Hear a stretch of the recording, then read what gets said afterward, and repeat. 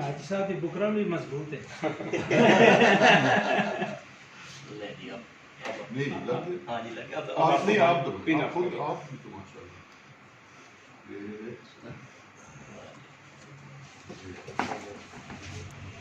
یہ جناب آج ہم نے یوم پاکستان کی ایک لحاظ سے جو عوامی سطح پر تقریبات ہیں اس کا آغاز ہم نے کر دیا ہے. ہم اس وقت موجود ہیں یہ جو ہے کیا رخسانہ نعیم آئی کلینک جو سیٹلائٹ ٹاؤن میں واقع ہے.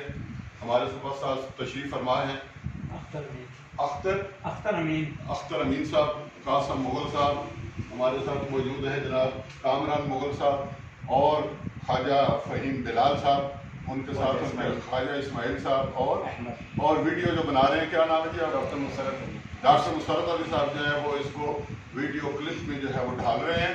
آج ہم نے اس کا آغاز کیا ہے حاجی فضل الرحمان مغل صاحب کے ساتھ.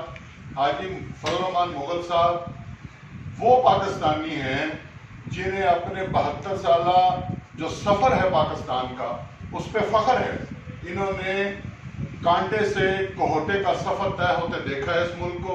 انہوں نے جو پاکستان میں دشمن کے خلاف جنگیں لڑی ہیں اس میں معاشی طور پر مالی طور پر اپنا حصہ ڈالا ہے. انہوں نے پاکستان میں شاہراہوں کے جال دیکھے ہیں، انہوں نے یہاں پر ڈیم بنتے دیکھے ہیں. یہ وہ پاکستانی ہیں جنہوں نے پاک فوج کو دنیا کی بہترین فوج بنتے دیکھا ہے، اور یہ وہ پاکستانی ہیں جنہیں پاکستانی ہونے پہ فخر ہے. انہیں کوئی شرمندگی نہیں کہ 70 سال میں کوئی اچیومنٹ نہیں کی. بہت ساری پاکستان نے اچیومنٹ کی ہیں، انہوں نے سامنے دیکھی ہیں، اور انہوں نے پاکستان کو دہشت گردی کے خلاف جنگ میں کامیاب ہوتے دیکھا ہے.